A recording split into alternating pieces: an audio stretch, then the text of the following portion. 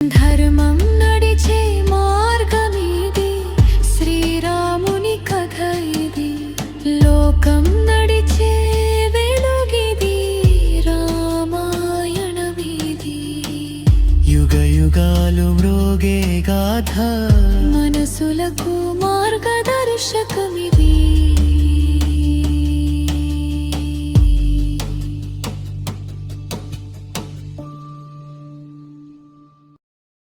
బ్రహ్మాస్త్రానికి కట్టుబడడం వలన హనుమంతుడు నేలమీద పడిపోయాడు. ఈలోగా అక్కడున్న రాక్షసులు పరిగెత్తుకుంటూ వచ్చి కనపడ్డ గుడ్డ ముక్కలతో హనుమంతుడి కాళ్ళు, చేతులు కట్టేసి కర్రలతో కొట్టారు. అప్పుడు హనుమంతుడు, ఇలా ఈ రాక్షసులని ఎంతసేపు చంపుతాను, ఒకసారి రావణుడిని చూస్తాను అనుకుని అలా ఉండిపోయాడు. కాని ఇంద్రజిత్ అనుకున్నాడు, ఈ రాక్షసులు బుద్ధిహీనులు. బ్రహ్మాస్త్రంతో నేను కడితే వీళ్లు వెళ్లి తాడులతో కట్టారు. బ్రహ్మాస్త్రం చేత నిర్బంధింపబడ్డ వ్యక్తిని వేరొకదానితో కడితే ఆ బ్రహ్మాస్త్రం వదిలేస్తుంది. ఒకసారి బ్రహ్మాస్త్రం వెయ్యబడ్డ వ్యక్తిమీద ధనుర్వేదంలో ఉన్న ఏ అస్త్రం మళ్ళీ సూర్యోదయం అయ్యేవరకు పనిచెయ్యదు. ఇప్పుడియన తలచుకుంటే ఏమన్నా చెయ్యగలడు. కాని ఆ వానరానికి అస్త్రం వదిలేసిందన్న విషయం తెలీలేదు. వీళ్లు కట్టేయడం వలన ఇంకా ఆ బ్రహ్మాస్త్రమే పట్టుకుని ఉందనుకుంటున్నాడు అని అనుకుని సంతోషపడ్డాడు. వాళ్లు హనుమంతుడిని ఈడ్చుకుంటూ తీసుకెళ్లి రావణుడి దగ్గర నిలబెట్టారు. ఒక నల్లని మబ్బుని కాని, ఒక కాటుక కొండని కాని తీసుకొచ్చి సింహాసనమీద పెడితే ఎలా ఉంటుందో అలా రావణుడు సింహాసనమీద కూర్చుని ఉన్నాడు. రత్నములు, వజ్రములు, స్ఫటికములు తాపడము చెయ్యబడ్డ ఒక పెద్ద ఉత్తమమైన వేదికమీద కూర్చుని ఉన్నాడు. రావణుడికి వానరమైన హనుమంతుడితో మాట్లాడడం సిగ్గుగా అనిపించి తన మంత్రైన ప్రహస్తుడి వంకచూసి, ఎక్కడినుంచి వచ్చాడు? ఎందుకొచ్చాడు? ఎవరివాడు? నాకు ఇష్టమైన అశోకవనాన్ని ఎందుకు నాశనం చేశాడు? సీతతో ఎందుకు మాట్లాడాడు? ఏమి మాట్లాడాడు? ఈ విషయాలు మీరు ఆ వానరాన్ని అడిగ కనుక్కోండి. నిజం చెబితే వాడి ప్రాణాలుంటాయి, అబద్ధం చెబితే ప్రాణాలు పోతాయి అన్నాడు. అప్పుడు ప్రహస్తుడు లేచి, నువ్వేమీ భయపడకు. మా ప్రభువు ధర్మాత్ముడు. నిజం చెప్పు, నిన్ను పంపించేస్తాము. నిన్ను అగ్ని పంపించాడా? యముడు పంపించాడా? కుబేరుడు పంపించాడా? విష్ణువు పంపించాడా? ఎవరి ప్రమేయం వల్ల నువ్వు ఈ లంకాపట్టణానికి వచ్చావు? ఎందుకు అశోకవనాన్ని నాశనం చేశావు? అని ప్రశ్నించాడు. అప్పుడు హనుమ రావణుడి వంకచూసి, ఏమి కాంతి, ఏమి ద్యుతి, ఏమి పరాక్రమం! నిజంగా వీడి దగ్గరే కాని మహాపతివ్రత అయిన స్త్రీని అపహరించి తెచ్చిన పాతకం లేకపోతే వీడు 3 లోకములను శాసించగలిగినవాడు కదా అన్నాడు. హనుమని చూసిన రావణుడు భయపడి, ఇది ఒక వానరుడికి ఉండవలసిన తేజస్సు కాదు. ఇంతకుముందు నేను జాంబవంతుడిని, వాలిని, సుగ్రీవుడిని, సుషేనుడిని, నీలుడిని చూశాను. కాని వాళ్లెవరికి ఇంత పరాక్రమము, సామర్థ్యం లేవు. బహుశా ఆనాడు నేను కైలాస పర్వతాలని కదిపేస్తున్నప్పుడు నందీశ్వరుడు నన్ను శపించాడు, వానరులు నా కొంప ముంచుతాయని. బహుశా నందీశ్వరుడే వచ్చాడేమో అనుకొన్నాడు. అప్పుడు హనుమంతుడు అన్నాడు, నేను రామదూతగా ఇక్కడికి వచ్చాను.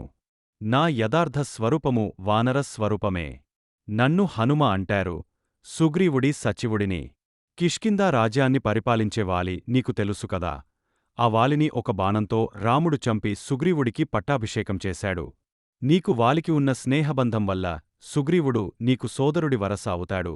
ఆ సుగ్రీవుడు నీ కుశలమడిగానని చెప్పమన్నాడు. నేను రాక్షసుడిని కాదు, రాముడిలా నరుడిని కాదు. నేను తటస్థమైనవాడిని, వానరుడిని.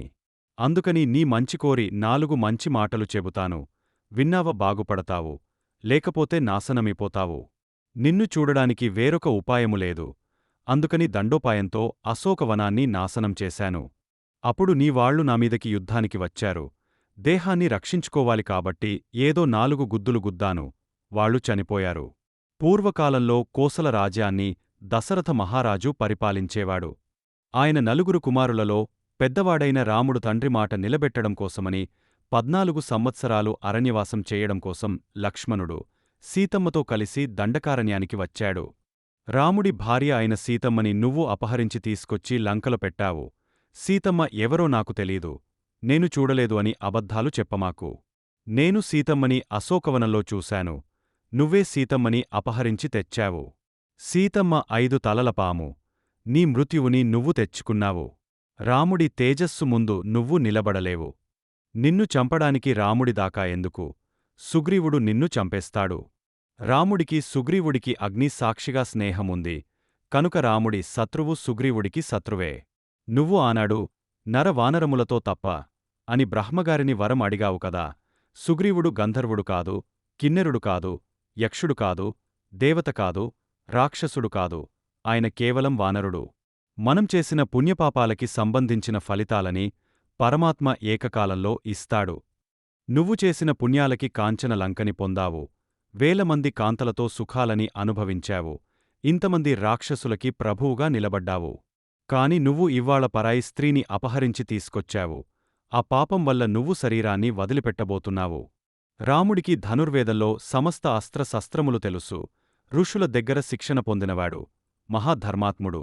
అటువంటి రాముడు లంకలో నిలబడి కోదండాన్ని పట్టుకుని బాణములు విడిచిపెడితే నువ్వు నిలబడలేవు. ఆ సమయంలో నీలాంటి రావణులు 1,00,000 మంది వచ్చినా రాముడి ముందు నిలబడలేరు.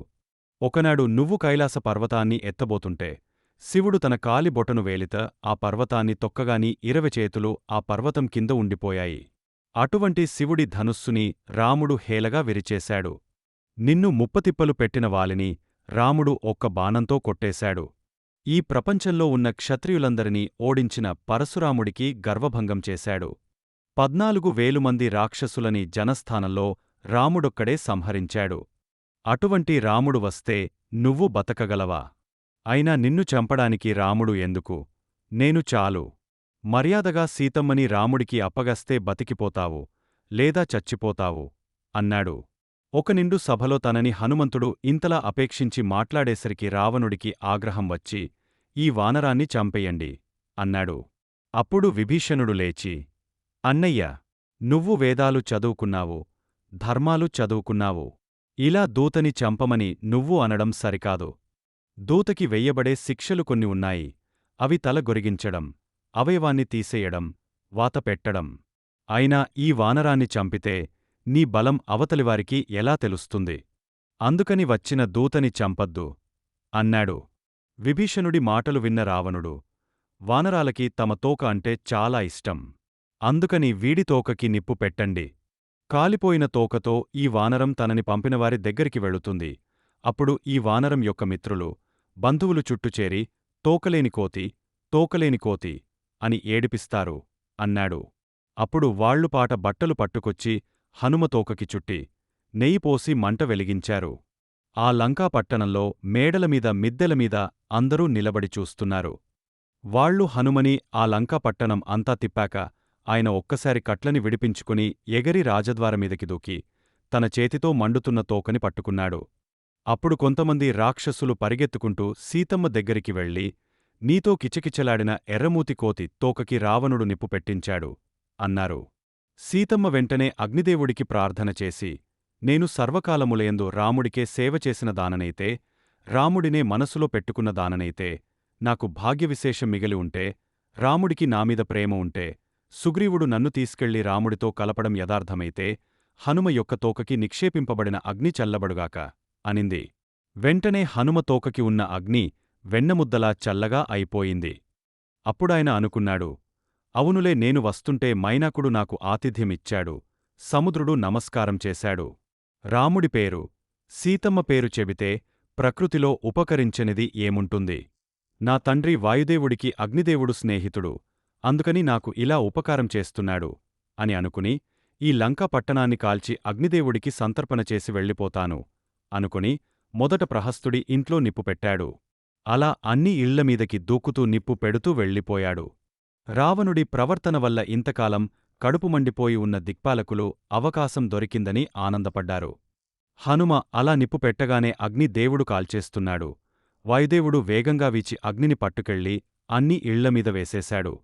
కొన్ని చోట్ల ఆకుపచ్చగా, కొన్ని చోట్ల పచ్చగా, కొన్ని చోట్ల ఎర్రగా ఆ లంక అంతా కాలిపోతుంది.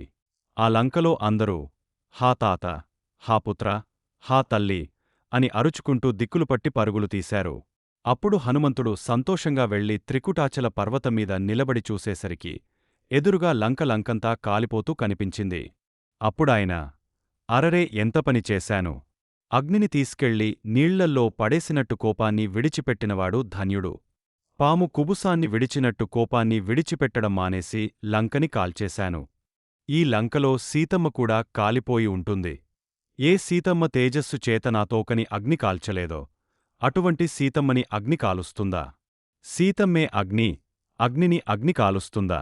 అని అనుకున్నాడు.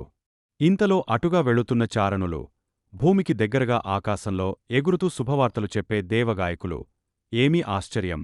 ఇవ్వాళ ఒక వానరుడైన హనుమ 100 యోజనముల సముద్రాన్ని దాటి లంకా పట్టణాన్ని అగ్నికి ఆహుతి చేశాడు. ఆ లంక అంతా కాలిపోతుంది. కాని సింసుపా వృక్షము, ఆ వృక్షము కింద కూర్చున్న సీతమ్మకి ఎటువంటి అపకారము జరగలేదు. అలాగే విభీషణుడి ఇల్లుకి కూడా ఏమీ జరగలేదు అన్నారు. అప్పుడు హనుమంతుడు సింసుపా వృక్షం కిందన కూర్చున్న సీతమ్మ దగ్గరికి వచ్చి, అమ్మా, లంకంతా కాల్చేశాను. రావణుడికి చెప్పవలసిన మాట చెప్పేశాను. నువ్వేమీ బెంగపెట్టుకోకు. వాడు ఇప్పటికే భయంతో సగం చచ్చిపోయాడు. రాముడికోసం వాడిని వదిలేశాను. లేకపోతే వాడి 10 తలకాయలు గిల్లేసేవాడిని. అమ్మా, నేను బయలుదేరతాను. తొందరలోనే నీకు పట్టాభిషేకం జరుగుతుంది. శోకమునకు గురికాకు అని సీతమ్మతో చెప్పి ఒక్క దూకుదూకి ఆకాశంలోకి ఎగిరి నల్లటి వనాలతో, ఎర్రటి మచ్చలు కలిగిన ఏనుగులతో ఉన్న అరిష్టం అనే పర్వతమీద దిగి అక్కడినుంచి బయలుదేరాడు. హనుమ ఆ పర్వతమీదనుంచి ఎగరేసరికి అది భూమిలోకి నొక్కుకుపోయింది. ఆకాశంలోని మేఘాల్ని తాగుతున్నాడా అన్నట్టుగా ఎగురుకుంటూ వెళ్లి ఉత్తర దిక్కున హనుమ కోసం ఎదురుచూస్తున్న వానరముల దగ్గరికి చేరుకోగానే ఒక పెద్ద నాదం చేశాడు. అక్కడున్న వానరాలు, ఆకాశం బద్దలయిందా అనుకున్నారు. అప్పుడు వాళ్లందరూ జాంబవంతుడి దగ్గరికి వచ్చి, తాత, అంత పెద్ద అరుపు వినిపిస్తోంది, అది హనుమదేనా అన్నారు. జాంబవంతుడు అన్నాడు, అది ఖచ్చితంగా హనుమే. హనుమకి ఒక కార్యం చెబితే అవ్వకపోవడం అన్నది ఉండదు. తాను వెళ్లిన పని అయింది కాబట్టే ఇంత పెద్ద మహానాదం చేశాడు అన్నాడు. అప్పుడు హనుమంతుడు, చూడబడెను సీతమ్మ అని ఒక పెద్ద కేకవేసి మహేంద్రగిరి పర్వతమీద దిగారు. ధర్మం నడిచే మార్గమీది, శ్రీరాముని కథ ఇది. లోకం నడిచే వెలుగిది, రామాయణమీది. యుగ యుగాలు మ్రోగే గాథ, మనసులకు మార్గ